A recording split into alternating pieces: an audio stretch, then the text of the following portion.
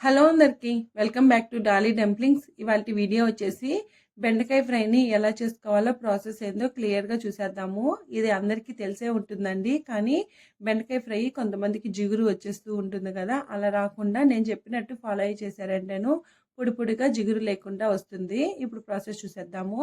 నేను ఇక్కడ బెండకాయ ఫ్రై కోసం 1/2 kg బెండకాయలని తీసుకొని శుభ్రంగా క్లీన్ చేసుకొని ఏదైనా పొడి బట్టతో ఈ బెండకాయల పైన ఉన్న తేమని తుడిచేసుకోవాలండి. అలా తుడుచుకోకపోయినా మీరు వాష్ చేసుకున్న తర్వాత ఒక 5 నిమిషాలు అలాగే వదిలేస్తే సరిపోతుంది. అలాగే బెండకాయ ఫ్రై కోసం కాస్త లేతగా ఉన్న బెండకాయలు అయితే బాగుంటాయండి. ఇప్పుడు నేను ఇక్కడ వీడియో క్లిప్లో చూపించే విధంగా బెండకాయల్ని చిన్న చిన్న ముక్కలుగా కట్ చేసుకోవాలి. అలాగే మరీ సన్నగా కట్ చేసుకోకూడదండి. అలా సన్నగా కట్ చేసుకున్నారంటేను బెండకాయలు ఫ్రై అయ్యేటప్పటికి మాడిపోయే ఛాన్సెస్ ఉంటుంది. అదేవిధంగా రిమైనింగ్ బెండకాయలను కూడా కట్ చేసుకోవాలి. ఇప్పుడు ఇలా కట్ చేసుకున్న బెండకాయ ముక్కల్ని పక్క పెట్టేసుకొని స్టవ్ ఆన్ చేసుకొని కడాయి పెట్టుకొని ఇందులో 2 టేబుల్ స్పూన్లు ఆయిల్ వేసుకోవాలి. ఆయిల్ వేడైన తర్వాత ఇందులో 1/2 టేబుల్ స్పూన్ ఆవాలు, 1/2 టేబుల్ స్పూన్ జీలకర్ర, అలాగే కొన్ని పచ్చిశనగపప్పు, అలాగే కొద్దిగా మినపప్పుని వేసుకోవాలి. నేను ఇక్కడ మినపప్పుని అయితే స్కిప్ చేసేసానండి. ఇందులోనే ఒక మీడియం సైజు ఆనియన్ని సన్నగా పొడవుగా కట్ చేసి ఒకసారి ఫ్రై చేసుకోవాలి. అలాగే 2 రెమ్మల కరివేపాకు వేసుకొని ఒకసారి బాగా కలుపుకోవాలి. ఆనియన్స్ ఇక్కడ ఎక్కువ ఫ్రై అవ్వాల్సిన అవసరం లేదండి, లైట్గా ఫ్రై అయితే సరిపోతుంది. ఇలా ఫ్రై అయిన ఈ ఆనియన్స్లో మనం ముందుగా కట్ చేసి పెట్టుకున్న బెండకాయ ముక్కల్ని వేసుకొని మంటని మీడియం ఫ్లేమ్లో ఉంచి బెండకాయ ముక్కల్ని ఓసారి బాగా కలుపుకోవాలి. అలాగే బెండకాయ ముక్కలు వేసిన వెంటనే సాల్ట్ని వేయకూడదండి. మీరు ముందుగా సాల్ట్ని వేసారంటేను జిగురు అనేది ఎక్కువైపోతుంది. దానికోసమే సాల్ట్ని ముందుగా వేయకూడదు. అలాగే మధ్యలో కలుపుతూ ఫ్రై చేసుకోవాలండి. ఈ బెండకాయ ఫ్రై మొత్తం మంటని మీడియం ఫ్లేమ్లో ఉంచి వేసుకోవాలి. ఇలా 2 నిమిషాల పాటు మధ్యలో కలుపుతూ ఫ్రై చేసుకోవాలండి.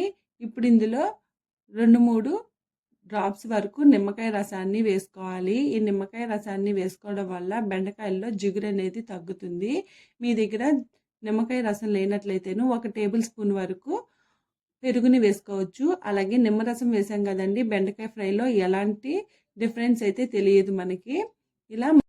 ఇలా మధ్యలో కలుపుతూ ఫ్రై చేసుకోవాలి. ఇప్పుడు ఇందులో 1/2 టేబుల్ స్పూన్ వరకు పసుపు వేసుకొని ఒకసారి బాగా కలుపుకోవాలి. అలాగే ఒక 5-6 వెల్లుల్లి రబ్బల్ని కచ్చాపచ్చాగా దంచుకొని వేసుకోవాలండి. ఈ స్టేజ్లో వెల్లుల్లి రబ్బల్ని వేసుకోవడం వల్ల ఈ ఫ్లేవర్ అనేది బెండకాయ ముక్కలకి బాగా పడుతుంది. అలాగే వెల్లుల్లి కూడా మంచి టేస్టీగా ఉంటుంది.